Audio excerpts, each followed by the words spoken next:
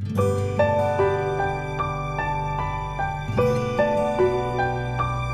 students, today we are going to learn class 3rd EVS chapter number 13, sharing our feelings. I am Seema. I am studying in 3rd standard. After returning home from school, there are two people with whom I like to share all my news. They enjoy listening to my tales. Students, whenever we come back home from school, how much we are excited to tell people of our home about all the things of the day. जब भी हम school से घर पर आते हैं तो हम हमारे दिन भर की सारी बातें हमारे घर के लोगों को बताने के लिए हम बहुत ही एक्साइटेड होते हैं। तो आज इस चैप्टर में भी एक ऐसी ही गर्ल है जिसका नाम है सीमा। सीमा जब भी स्कूल से आती है तो उसके घर में भी ऐसे दो लोग हैं जिनसे उसे अपनी सारी दिन भर की बातें शेयर करनी होती है और वो दोनों भी सीमा की बातें एंजॉय करते हैं। The first person is my नानी। तो उसमें से जो सबसे फर्स्ट पर्सन है कि जिसे उसकी बातें सुननी अच्छी लगती है वो है उसकी नानी। नानी मीन्स उसकी grand mother. She is always anxious to listen to me. She waits for me to return home from school. तो नानी जो है वो उसका वेट करती है, वो चाहती है कि जल्दी से सीमा घर पर आए और अपनी सारी बातें उनसे शेयर करे। She is quite old and often has back pains. नानी जो है वो बहुत ही बुज़ुर्ग हो गई है और हमेशा उन्हें अपने बैक पेन की तकलीफ़ होती है। शी कैन नॉट सी और हियर वेल। नानी ठीक से देख भी नहीं सकती है और वो ठीक से सुन नहीं सकती है। Every day in the morning papa reads the newspaper aloud to her. तो रोज़ उनके घर पर सुबह जो सीमा के पापा है वो नानी को न्यूज़पेपर पढ़कर सुनाते हैं। She does the rest of her work her self. जो बाकी अपना सारा काम है वो नानी खुद करती है। If someone tries to help her she gets very upset. और जब दूसरे घर के लोग नानी की हेल्प करने की कोशिश करते हैं तो नानी बहुत ही अपसेट हो जाती है, मतलब सैड हो जाती है। नानी को अपना काम खुद से ही करना अच्छा लगता है। Though she can not see properly she is very fond of cutting vegetables. She says these days children do not know how to cut vegetables properly. तो नानी ठीक से देख तो नहीं पाती है लेकिन फिर भी उसे जो वेजिटेबल्स कटिंग करना है वो उसे बहुत अच्छा लगता है और वो बोलती है कि आजकल के बच्चों को तो ठीक से वेजिटेबल्स कट करना आता ही नहीं। The second person is my Ravi भैया। अब जो सेकंड पर्सन है कि जिनसे सीमा अपनी सारी दिन भर की बातें शेयर करती है वो कौन है? रवि भैया। He lives with us. I call him Ravi bhaiya and he calls my parents bhaiya bhabhi. तो जो रवि भैया है वो सीमा के पेरेंट्स को भैया भाभी बुलाते हैं और सीमा जो है वो उनको रवि भैया बुलाती है। I do not know what our relationship is but he is very loving. अब सीमा को नहीं पता कि रवि भैया के साथ उनका क्या रिलेशनशिप है लेकिन वो उन्हें भैया ही बुलाती है और कह रही है कि वो बहुत ही प्यारे हैं। He is always ready to answer my questions. He never says I will tell you later. और जो रवि भैया है उनसे सीमा अगर कोई भी क्वेश्चन पूछती है तो ऑलवेज़ वो उसका आंसर देने के लिए रेडी होते हैं। वो कभी भी ये नहीं बोलते कि I will tell you later means मैं बाद में बताऊंगा, ऐसा आंसर वो कभी नहीं देते हैं। वो ऑलवेज सीमा के क्वेश्चंस का आंसर देते हैं। रवि भैया teachers in a college. The students of the college respect him a lot. तो रवि भैया जो है वो कॉलेज में पढ़ाते हैं और उनके जो स्टूडेंट्स हैं वो उनकी बहुत ही रिस्पेक्ट करते हैं। रवि भैया is very fond of listening to music and taking part in plays. He enjoys chatting with his friends and going out with them. Ravi भैया को म्यूज़िक सुनना बहुत अच्छा लगता है, गेम्स में पार्टिसिपेट करना बहुत अच्छा लगता है और अपने फ्रेंड्स के साथ आउटिंग पर जाना, उनसे चैटिंग करना बहुत ही उन्हें पसंद है। He has a good sense of humour and makes all of us laugh. तो रवि भैया जो है उनका सेंस ऑफ ह्यूमर बहुत ही अच्छा है और वो हमेशा सबको हंसाते रहते हैं। Let's talk about Seema's brother. Bhaiya carries a white stick when he goes out. तो सीमा के जो रवि भैया है वो जब भी कहीं बाहर जाते हैं तो अपने साथ एक वाइट कलर की स्टिक वो लेकर जाते हैं क्योंकि रवि भैया को ठीक से दिखाई नहीं देता, इसलिए उन्हें चलने के वक्त एक स्टिक के सहारे की ज़रूरत होती है जिसे वो हमेशा जब भी वह कहीं जाते हैं तो साथ में लेकर जाते हैं। Looking at him moving around in the house no one can say that he can not see. तो रवि भैया जब भी हमारे घर में चलते फिरते हैं, घूमते हैं तो कोई भी उन्हें देखकर ये नहीं कह सकता है कि रवि भैया देख नहीं सकते।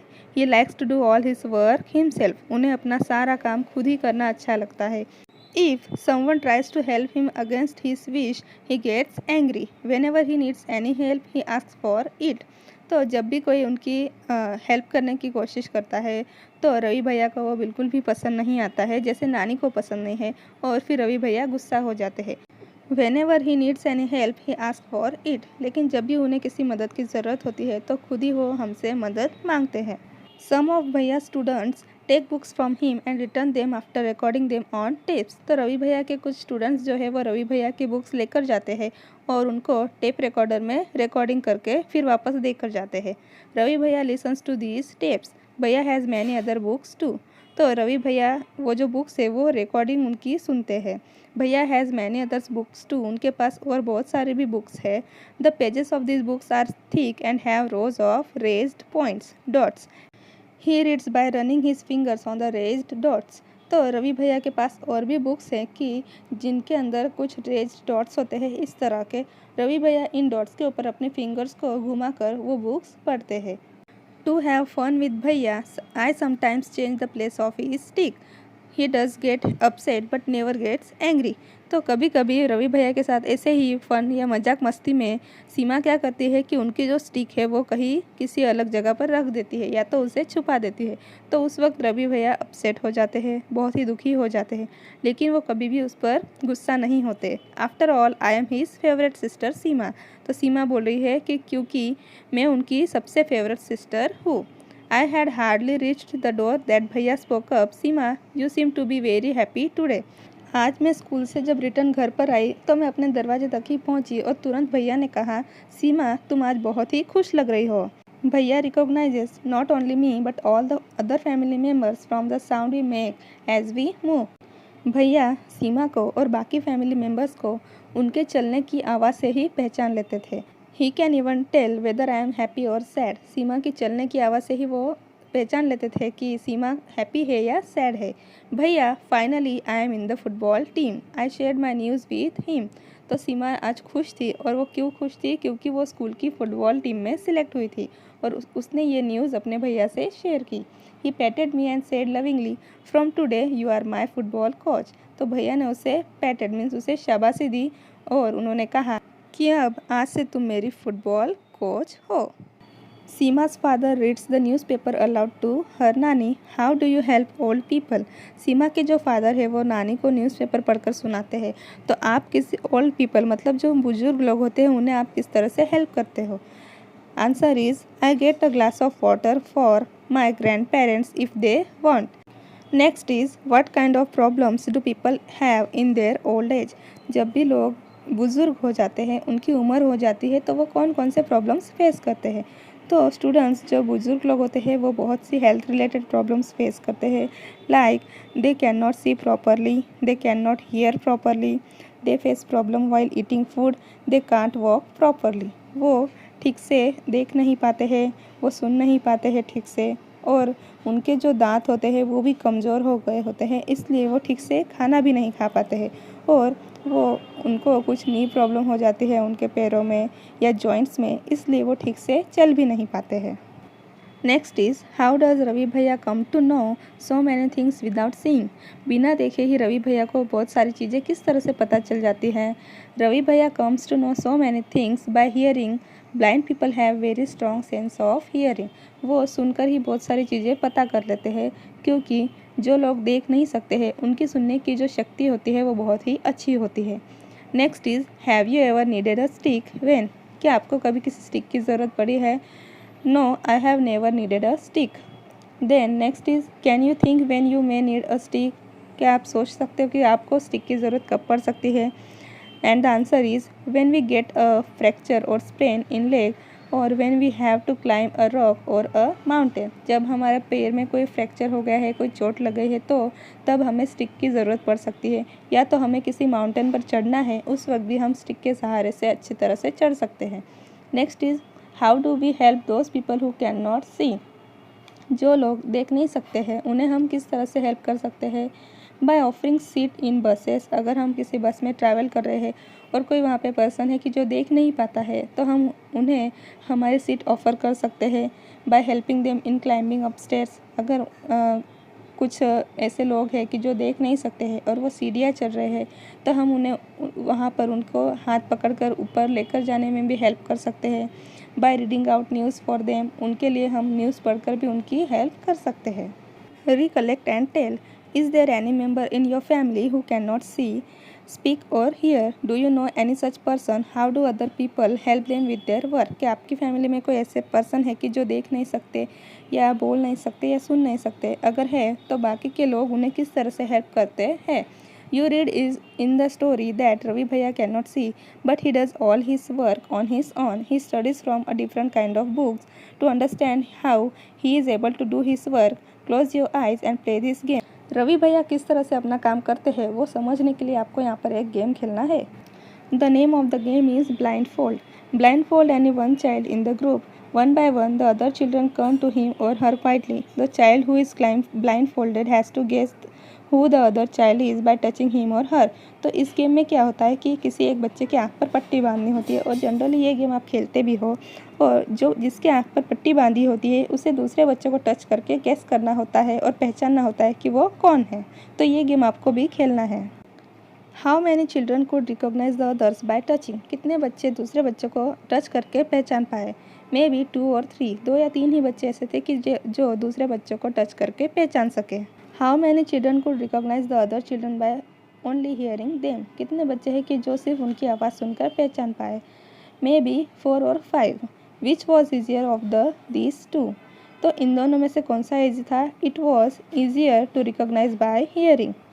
How many teeth are there in your mouth?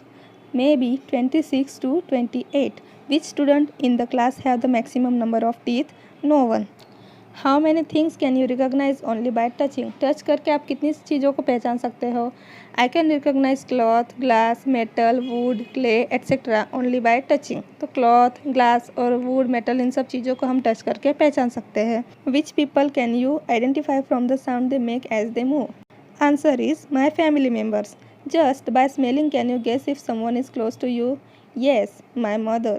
Close your eyes and listen. What sounds can you hear? आंखें बंद कर कर आपको सुनना है कि क्या क्या आवाज़ आपको सुनाई दे रही है। You may hear sounds of vehicles, birds, music, etc. There is a special way of reading and writing for people who cannot see. It is called braille. जो लोग देख नहीं पाते हैं उनके लिए रीडिंग का एक स्पेशल तरीका होता है जिसे ब्रेल कहा जाता है। It is written on a thick paper by making a row of raised points dots with a pointed tool. और वो इस तरह के रेज्ड डॉट्स होते हैं। Braille is read by running the fingers on the raised dots, और उनके ऊपर फिंगर्स को इस तरह से घुमाकर हम उसे पढ़ सकते हैं। Let us learn about Braille. You have seen that Ravi Bhaiya reads special types of books. How were these books made? Who first thought of these books? Let's find out about it. तो आपने देखा कि रवि भैया की जो special types की books है तो वो बुक्स किसने बनाई होगी। सबसे पहले किसके दिमाग में ये ख्याल आया होगा कि इस तरह की बुक्स बनानी चाहिए। Louis Braille belonged to France. One day when he was 3 years old, he was playing with his father's tools. Louis Braille जो थे वो फ्रांस के थे और जब वो 3 इयर्स के थे तब वो अपने फादर के किसी टूल्स के साथ खेल रहे थे। Suddenly a pointed tool hurt his eyes. तो उसी वक्त एक नोकीला टूल उसके आँख में लग गया। He lost his eyesight, और तब से उन्हें दिखना बंद हो गया। He had keen interest in studies though he was not able to see he did not give up. उन्हें पढ़ाई में बहुत ही इंटरेस्ट था लेकिन उन्हें दिख नहीं पा रहा था, लेकिन फिर भी उन्होंने कभी हार नहीं मानी। Kept on thinking of different ways to read and write. Finally he found a way reading by touching and feeling. तो उन्होंने हमेशा कुछ ना कुछ नया सोचा कि वो किस तरह से पढ़ सकते हैं और फाइनली उन्हें एक स्पेशल वे मिल गया कि जिसमें वो टच करके और फील करके पढ़ सकते हैं। This way of reading letter came to be known as the Braille script, और इस स्क्रिप्ट को कहा जाता है Braille script. In this type of a script, a row of raised dots are made on a thick paper. Because these dots are raised, they can be read by running the fingers on them. तो इस तरह की जो script होती हैं इसमें जो dots होते हैं वो इस तरह के किसी पॉइंटेड जो चीज़ों से उन्हें रेज्ड ऊपर इस तरह से एम्बोस की तरह होते हैं, और जो लोग देख नहीं पाते हैं वो उनके ऊपर अपनी फिंगर्स घुमाकर उन्हें पढ़ सकते हैं। This script is based on 6 points. The Braille script has undergone many changes these days. This has made reading and writing simpler. तो जो ब्रेल स्क्रिप्ट है इसमें अभी बहुत सारे चेंजेस भी हुए हैं कि जिसके वजह से उन्हें पढ़ना और लिखना बहुत ही इजी हो गया है। Braille can now also be written using the computer, और ये अब कंप्यूटर में भी यूज़ होने लगी है। ब्रेल अल्फ़ाबेट इस तरह की होती है, इसमें इसे छूकर वो लोग जो देख नहीं पाते हैं वो पढ़ते हैं। कंप्यूटर के कीबोर्ड पर जो कीज़ होते हैं उन पर भी इस तरह के रेज्ड डॉट्स होते हैं, जिससे जो लोग देख नहीं पाते हैं वो भी कंप्यूटर के ऊपर काम कर सकते हैं। Students, our chapter is finished here. I hope you got a proper understanding of it. We will meet very soon with our next chapter. Thank you.